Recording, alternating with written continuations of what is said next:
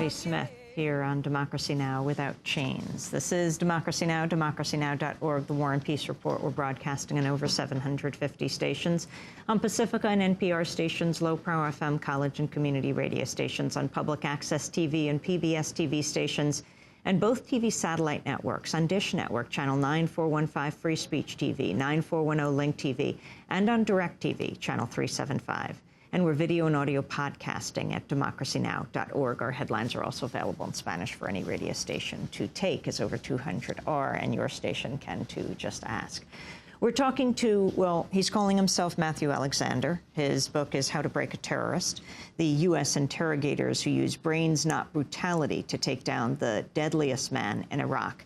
And in a moment, we'll also be joined by a man who has taken on the issue of torture for years now, Scott Horton, an attorney specializing in international law and human rights, legal affairs contributor to Harper's Magazine. He writes the blog No Comment. We'll talk with him in just 1 minute. But Matthew Alexander, focusing on, well, you did over 300 interrogations yourself. You supervised over 1,000.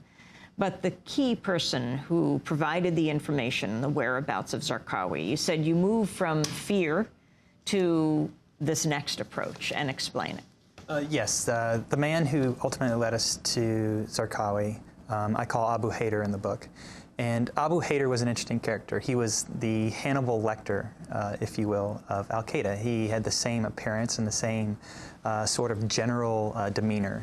The way he talked was very similar. He was a grand egoist. He enjoyed having his ego stroked, and he wanted to believe that he was a man of power and influence. And so instead of trying to tear that down, which is a technique that we tried, or some interrogators tried prior to my interrogation of him, I decided to build rapport with him and to stroke his ego and to build him up. And what I ended up developing during one 6-hour interrogation was a very strong relationship with him of trust. And I believe he trusted me because we spoke extensively about the Quran, which I've read, and I showed respect for his beliefs and his religion. And I showed respect for the Sunni Iraqi cause in Iraq and how difficult it was after our invasion. And he was from Iraq. He was from Iraq. He was an Iraqi. He had worked in the government prior to our arrival in Iraq, and he had lost his job. And this is another thing that you can get out of my book that you're not going to hear anywhere else, is you're going to hear the voice of Iraqis, the Sunnis who joined al-Qaeda, and you can hear the reasons why they joined, which you can't read anywhere else. You know, our government tells you that, or we have said in the past, that all the Sunnis that joined the insurgency were extremists. And that's not the case. You can hear the voices of Iraqi Sunnis talking about the variety of reasons why they joined. Some were economic, some were social, some were tribal affiliation. A large number of Sunni Iraqis joined the insurgency because they needed protection from the Shia militias that we had allowed to run loose when we disbanded the government. And their feelings about Saddam Hussein? You know, the Sunni Iraqis that I interrogated had no love for Saddam. They despised him. A lot of them were Ba'ath Party members simply because you had to be a Ba'ath Party member to have a job in Iraq under Saddam. And they were glad to see him gone. But at the same time, they were very concerned about their access to future oil and wealth and how were they going to feed their families. And so many of them had joined al-Qaeda in an effort to try and establish some type of Sunni power in Iraq post-Saddam. And what did they say about Zarqawi?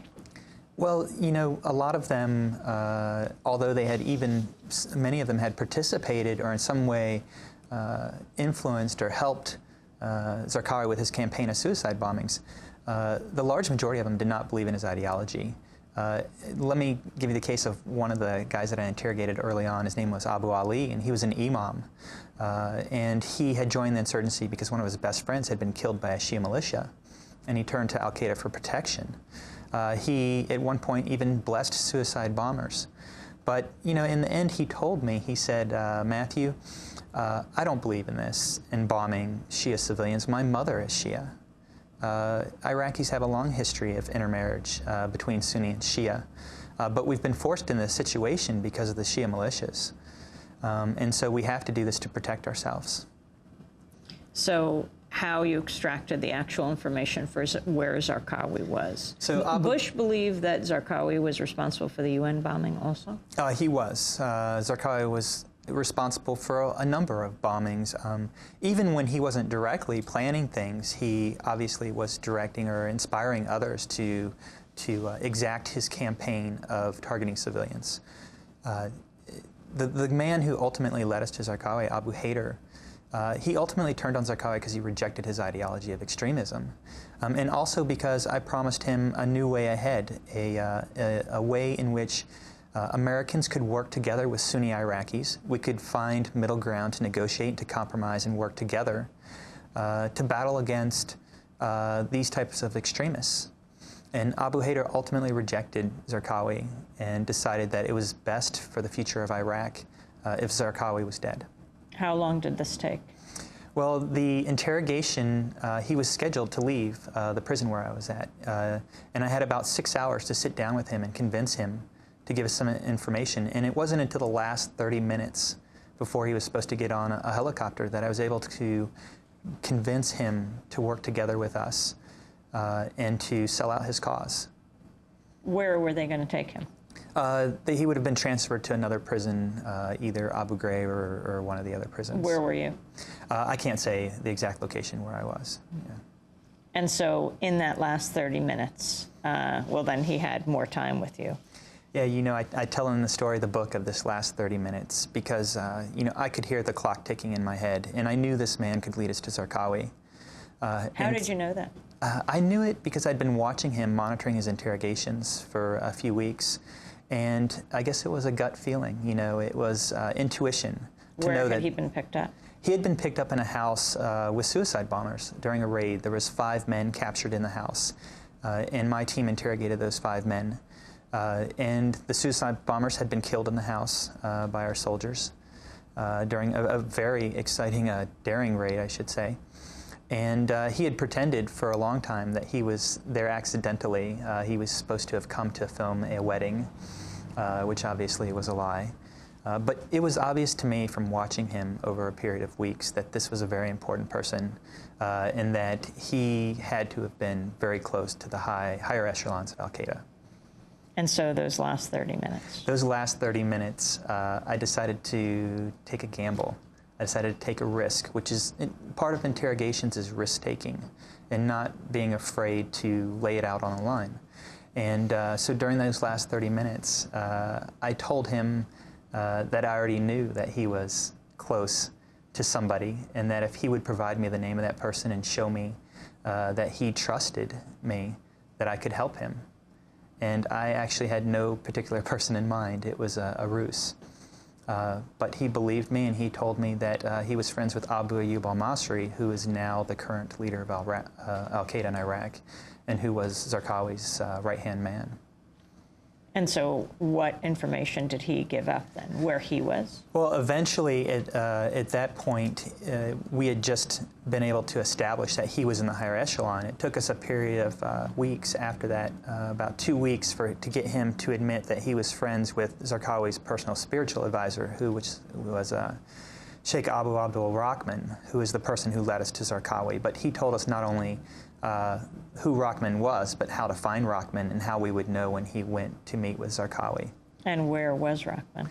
Rahman was in Baghdad, in his home, and you know, he was actually a coordinator of events also for Zarqawi. He was a spiritual advisor. Zarqawi used Iraqi imams like Abu Haider and like Rahman to try to legitimize his suicide bombings against Shia civilians. And in exchange, these people got money and arms from al-Qaeda. So that was his way of legitimizing what he was doing. Why was it a risk to say you would help him if he turned in someone important? It's a risk because it's very hard to make that come true. At the time that I was in Iraq, we had no program to reach out to Sunnis and to literally work with them. We could promise them that, and certainly if they cooperated with us when they went before a panel of judges later for sentencing, they would look favorably on their cooperation. However, we had no program like they have now that General Petraeus put in place to reach out to Sunnis and to arm them and to physically work together with him. So you find Rahman, you bring him in, or you follow him to where he's going to meet with Zarqawi? And yeah, let me point out that, you know, this was an entire team effort. There was a huge organization. There's people who, you know, do surveillance. There's people who do, there's interrogators. There's analysts supporting all this. There's operations officers, intelligence officers. There's numerous people dedicated in this process. So it's an entire team effort to make this happen. I happen to have the opportunity to be at the end of that